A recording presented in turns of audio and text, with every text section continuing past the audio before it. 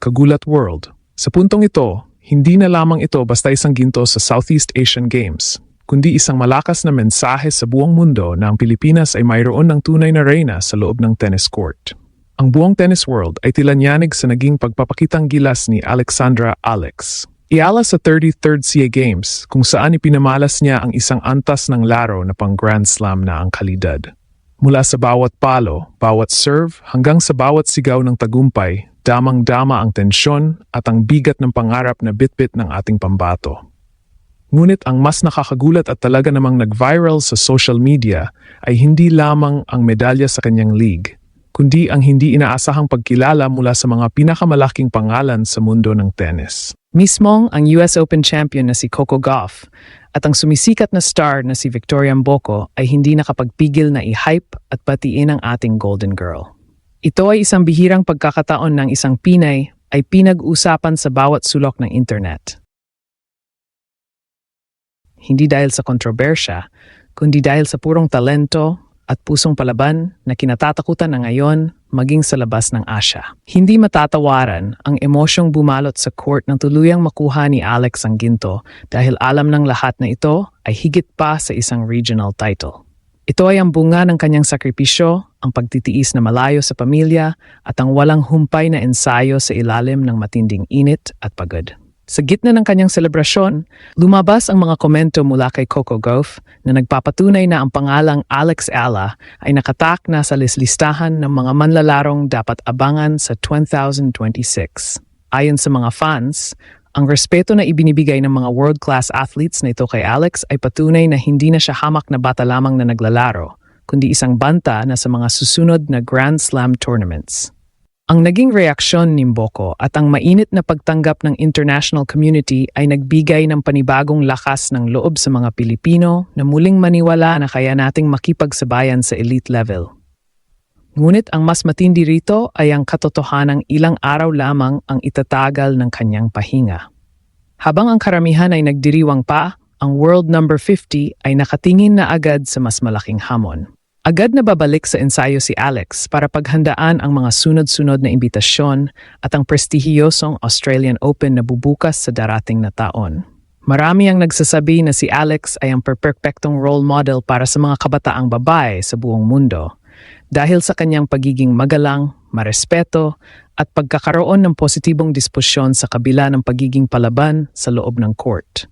Nakamit niya ang tagumpay nang hindi kinakailangang maging marumi ang laro. At ito ang dahilan kung bakit mahal na mahal siya ng masa. Ang bawat post sa social media tungkol sa kanya ay puno ng paghanga at pag-asa na ito na ang simula ng pag-akyang Pilipinas sa pinakatuktok ng tennis world. Sa gitna ng mainit na hiyawan at punong-puring court sa Thailand, isang pangalan lamang ang umalingaw-ngaw sa buong Southeast Asian Games, ang pangalan ni Alexandra Alex Iala. Ngunit ang tagumpay na ito ay hindi lamang nagtapos sa loob ng rehiyon. Ang balita ng kanyang pagkapanalo ng gintong medalya ay parang kidlat na gumuhit sa buong mundo. Umabot hanggang sa mga bigati ng WTA at sa mga training camps sa Amerika at Europa. Ang buong tennis world ay tila napatigil at napatingin sa ating pambato dahil sa ipinamalas niyang dominasyon. Sa edad na bata pa, ipinakita ni Alex na ang kanyang antas ng laro ay hindi na lamang pang SEA Games. Ito ay pang world class na. Ang bawat palo niya ay may bigat ng isang atletang handa ng sumabak sa pinakamalalaking Grand Slam stage sa susunod na taon.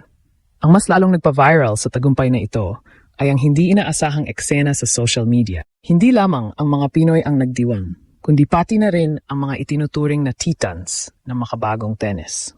Ang US Open champion at world number 3 na si Coco Gauff ay hindi napigilang magbigay ng kanyang pagbati para kay Alex. Para sa mga hindi nakakaalam, si Coco Gauff ay isa sa mga pinakasikat at pinakamalakas na manlalaro sa mundo ngayon at ang makakuha ng shoutout o pagkilala mula sa kanya ay isang malaking bagay na hindi basta-basta nakukuha ng sinumang atleta. Kasama rin sa mga nag-hype sa ating Golden Girl ang rising star na si Victoria Mboko. Ang kanilang mga komento at suporta ay nagsilbing patunay na si Alex Ala ay hindi na lamang basta isang pangalan sa listahan. Siya ay isang respetadong kalaban at kaibigan sa loob ng professional circuit. Bakit nga ba ganito na lamang ang gulat at paghanga ng mundo kay Alex? Dahil sa kabila ng kanyang world number 50 ranking, Ipinakita niya sa 33rd SEA Games ang mentalidad ng isang kampiyon na hindi marunong sumuko. Sa bawat laban, kitang-kita ang tensyon sa pagitan ni Alex at ng kanyang mga katunggali, lalo na nang makatapat niya ang mga pambato ng Thailand na determinadong manalo sa harap ng kanilang sariling mga kababayan. Ngunit sa halip na panghinaan ng loob, ginamit ni Alex ang pressure bilang gasolina upang mas lalong pag-alabin ang kanyang laro. Ang bawat set ay naging battle of nerves at sa huli, ang pusong Pinoy ang nanaig. Ang pagkapanalong ito ay nagpadala ng mensahe sa buong mundo. Ang isang Filipina ay handa ng maghari at makipagsabayan sa mga pinakamahusay na manlalaro sa planeta.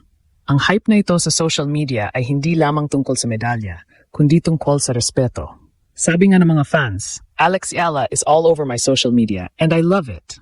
Ito ang klase ng ingay na matagal nang hinahanap ng Philippine sports. Hindi ito artificial hype, ito ay bunga ng talento, disiplina at ang tamang pag-uugali. Maging ang mga international scouts at analysts ay napapansin ang kanyang transformation. Mula sa pagiging isang promising junior player, ngayon ay isa na siyang ganap na pro na kinatatakutan dahil sa kanyang tactical intelligence at grit. Ang pagkilala ni na Coco Gauff at Victoria Mboko ay simula lamang ng pagbubukas ng mas maraming pinto para kay Alex sa international scene, lalo na't papalapit na ang pagbubukas ng 2026 season kung saan nakatutok ang lahat sa Australian Open. Sa gitna ng napakalaking selebrasyon para sa pagkapanalo ni Alex Ayala ng gintong medalya sa 33rd CA Games, hindi naging madali ang lahat gaya ng iniisip ng marami. Sa katunayan, ang laban sa final laban sa pambato ng Thailand na si Mananchaya Sawangkayo ay punong-puno ng drama, tensyon, at mga hindi inaasahang kaganapan na sumubok sa pasensya at mental na katatagan ng ating pambato. Bagamat pinaluhod ni Alex ang kalaban sa score na 6-1, 6-2, naging usap-usapan ang mga kaduda-dudang tawag ng linesman na halos maging mitsa ng pagkatalo ng ating reyna. Sa gitna ng laban, 3 sunod-sunod na maling tawag ang ginawa ng linesman. Mga tawag na kailangang i-overrule mismo ng main umpire para lamang may tama ang katarungan sa court. Dito natin nakita ang isang bagong Alex Ayala, isang leader na marunong lumaban para sa kanyang karapatan. Sa isang bihirang pagkakataon, humiling si Alex na palitan ng linesman dahil sa sunod-sunod na pagkakamali nito na tila ba nanggagulo sa kanyang momentum. Bukod pa rito, nagkaroon din ng mahabang lulls o pahinga sa laro dahil sa pagpapalit ng kagamitan ng kalaban na ayon sa mga fans ay isang taktika upang palamigin ang nagbabagang laro ni Alex. Ngunit sa halip na mawala sa focus, ipinakita ng ating Golden Girl ang isang antas ng kapanahunan o maturity na bihirang makita sa mga atletang nasa kanyang edad. Ang bawat laro ni Alex ay punong-puno ng grit at composure. Mga katangiang dahilan kung bakit siya ay pinupuri ni na Coco Gauff at Victoria Mboko.